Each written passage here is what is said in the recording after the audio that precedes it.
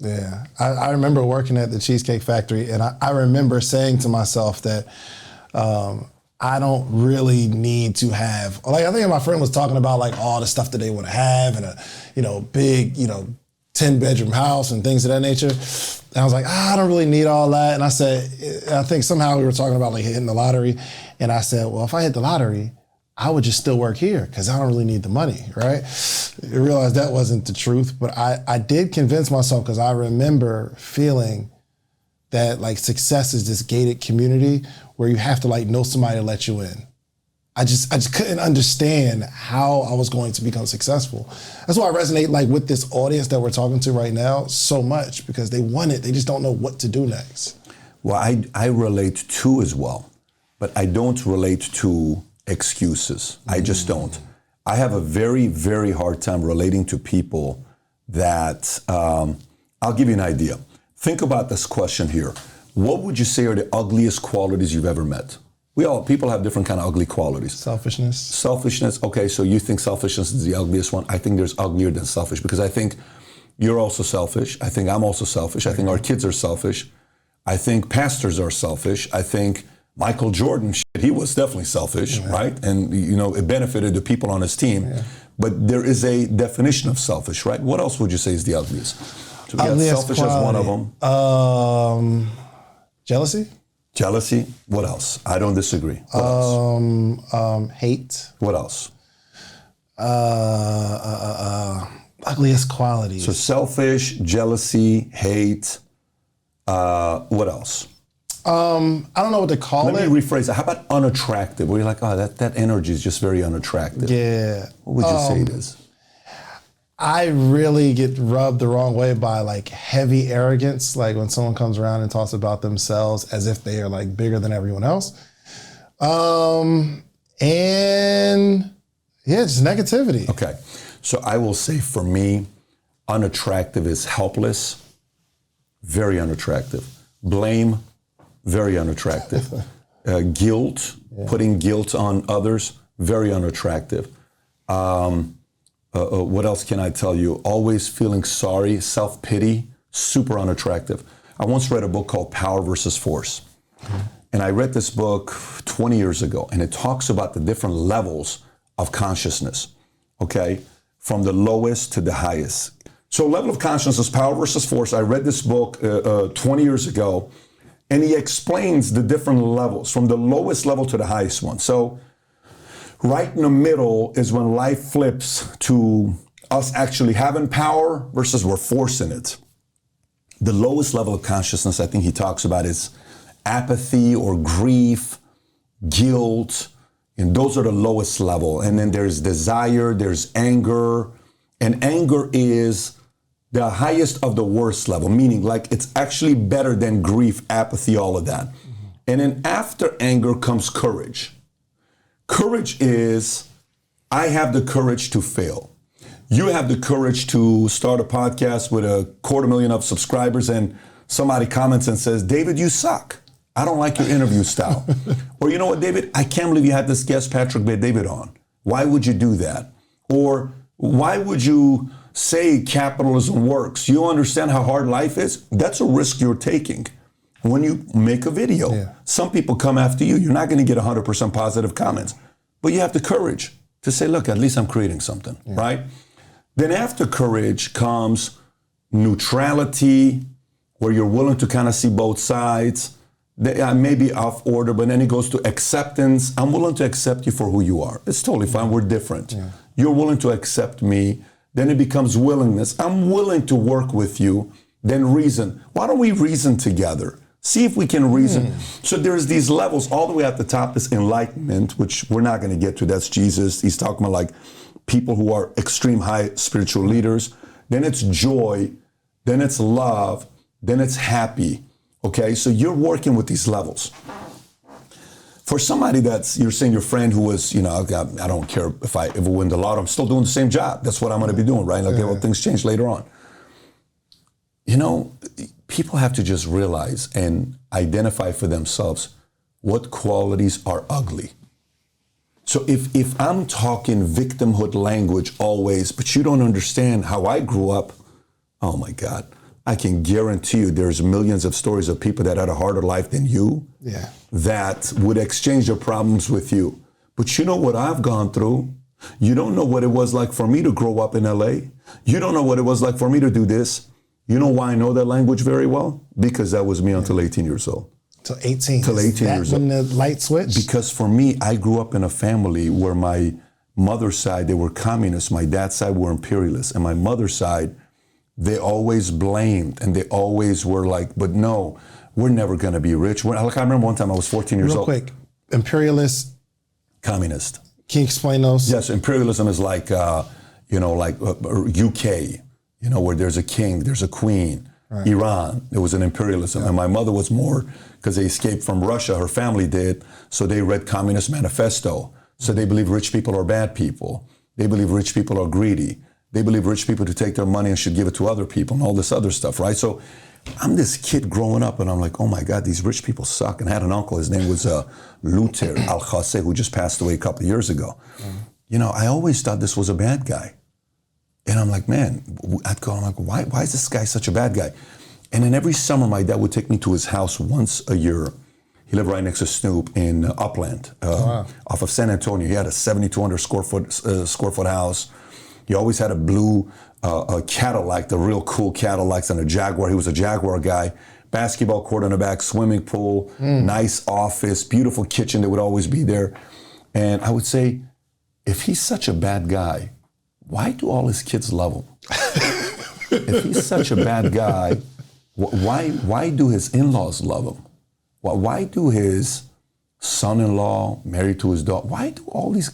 If he's such a bad guy, why is every time I go on Sunday, 50, 60 people there and they're all laughing, having a good time? He's cooking for people and he was successful, he was this, he was that. So I'm like, I don't know, Mom. I don't know if I know this. And I remember one time I came home, I said, Mom, are we Democrats or Republicans? I was 14 years old. And the teacher's talking about politics. I said, are we Democrats or Republicans? She says, we're Democrats. I said, cool, we're Democrats. I said, can I ask you why we're Democrats? She said, because Democrats are for the poor, Republicans are for the rich. I said to my mom, you know what I told my mom? What's that? I said, Mom, when I grow up, I want to be a Republican. Of course. Do you know what I mean by that? Yeah, though? absolutely. I have no clue what Republican means. Right, I just want to make money. I'm just sick and tired of being poor and having people constantly feel sorry for me. Do you know when people bring stuff for you for Thanksgiving, they bring it once, thank you, because you're poor. They bring it twice. By the third time, I don't want you to feel sorry for me. It's an unattractive quality. I don't want you to look, you know the look when somebody looks at you with the feeling sorry look? I don't like that look. I don't think people should like that look. I think maybe a little bit for a season that you're going through tough times. But if it's every year, now you're feeding into it. Now you're believing it. Now your kids are starting to believe maybe we are victims. We're not victims. I'm in the Army, we're in boot camp, and all of a sudden this mindset of motivation, I'm starting to really feed myself into it. You're 21, 22 around At this time I'm 18, 19, because I went into the Army, I'm 18. Gotcha. And I remember one night we're in the barracks, and one of our guys he had a hard time because his girl left him, and he wrote him a letter. She broke up over a letter. Wife, that's tough, man. His wife, and we're in boot camp. His wife writes a letter to divorce him in a letter, and he can't even call her. So he's in tears, he's crying. I'm like, I don't even know what to tell this guy. That's painful, bro. And I go up to him, I said, listen, man, I don't know what to tell you. Here's all I can tell you. This is what I go by.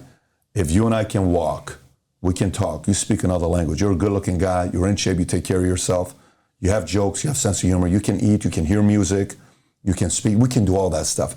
We have all the senses to do something special with our lives. Sure. I said, it's all going to be all right, man. It's going to be painful for a few months, but everything's going to be all right. Like, this is what I'm trying to tell this guy for him to kind of, nothing you say in a pain moment like that, the guy's going to, but he's kind of going through it. You know what I realized eventually? I bought into that mindset.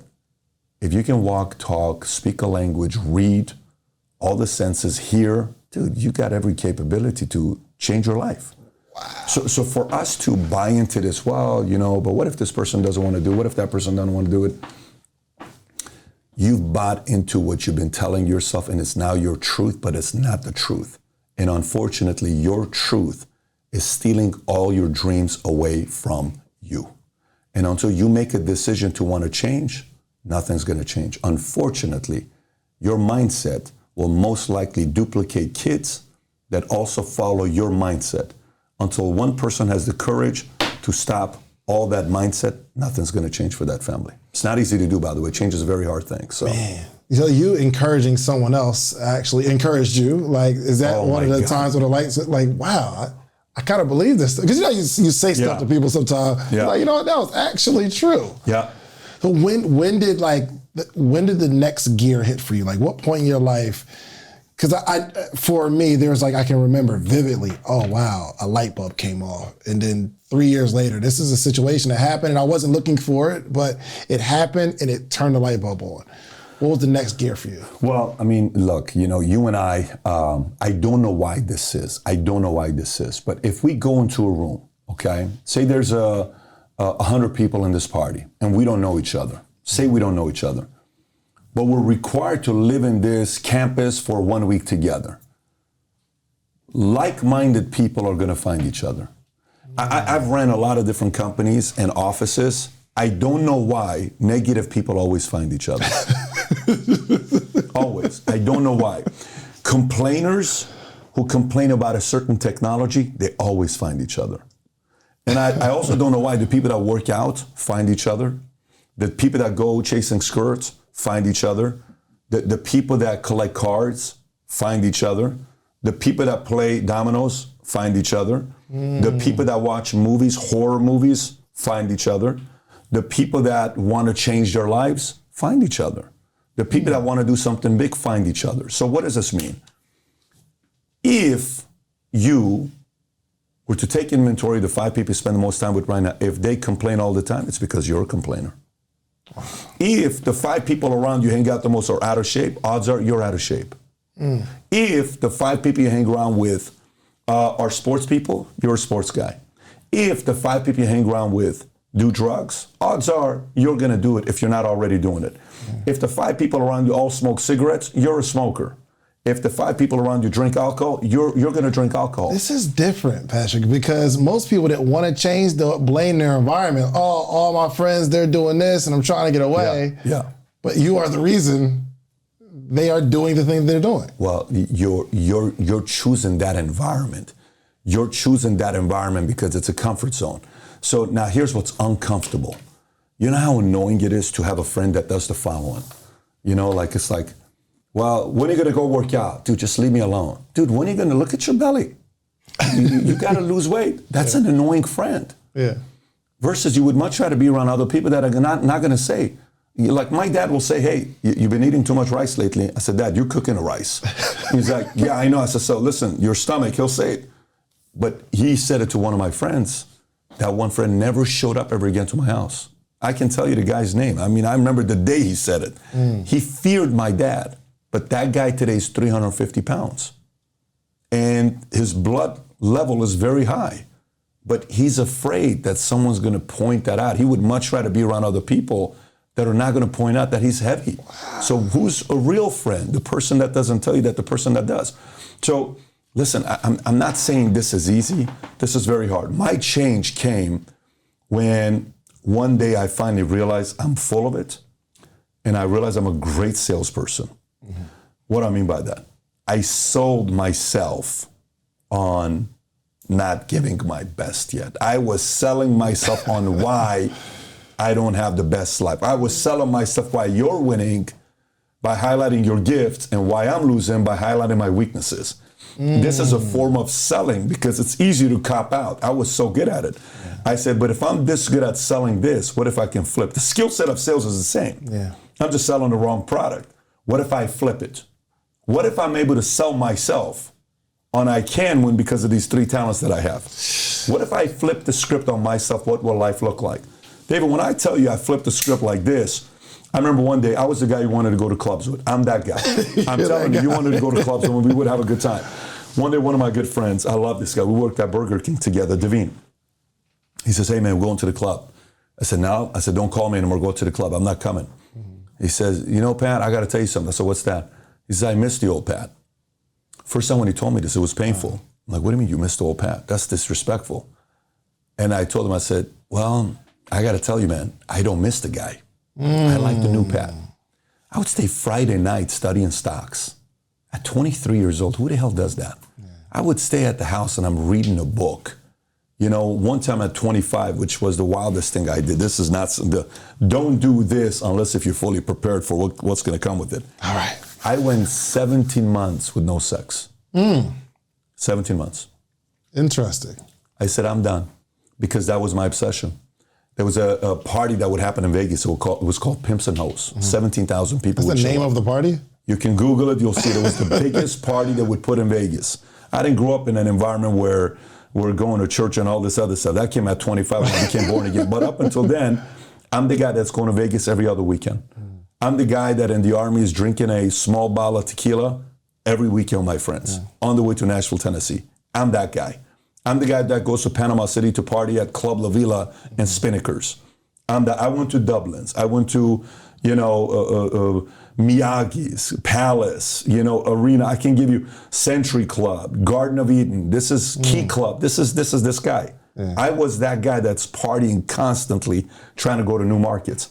And then one day, I meet a guy that he said 3 years he went without sex and he became a millionaire. I'm like, damn, that's a long time. Holy freaking. And I remember one day I'm with my girl. 3 years. I'm with my girl. She's in Hollywood. She's an actress. She's beautiful.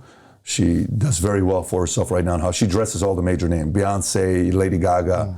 She runs one of the biggest PR firms in Hollywood, dresses all these girls. Anyways, we're together. We're in the car, expedition. I says, I want to tell you something here. What's that? We've been together for 2.5 years. I want to know if we should get married or not, because we're at that phase. And she says, what are you trying to say? I said, look, I love when we have sex. It's freaking awesome. I have a lot of fun with you. But I want us to go without it for a month to see what happens, to see if this relationship is deeper than just what we're doing in the backseat of this expedition. And she says, you sure? I said, yeah. She says, is there another girl in your life? I said, I promise I got no. She says, no, I know there's. I said, I'm telling you, I don't have another girl. It's you. But let's go 1 month. It's just very weird. So I'm talking to her outside of her apartment. She says, you mean to tell me you want me to go inside right now? I said, yeah. She goes inside. Next day, it's Saturday, I pick her up, we go to movies. End up the movies, 11:15. We're parked in Van Nuys. What do you want to do? I got to drop you off. This is 2 days, no sex. At the peak testosterone level. I'm on fire right now. You got 28 days left. She comes the next week, birthday suit, apartment, no sex. A week later, we're sitting in the car. We don't have anything to talk about. We have nothing to talk about. Then I told her, I said, we got to go to church. She said, I'm not going to church. What's happened to you? I said, dude, nothing's happened to me. I just don't think if you and I are going to get married, we can make it work. We need a manual. We need something to help us out. No, I'm not going to church. Something's going on with you. She went to church one time. She thought it was very weird. I thought it was very weird. That church was a weird church. And then, anyways, long story short, a couple weeks later, she's like, this is not working out. And we broke up.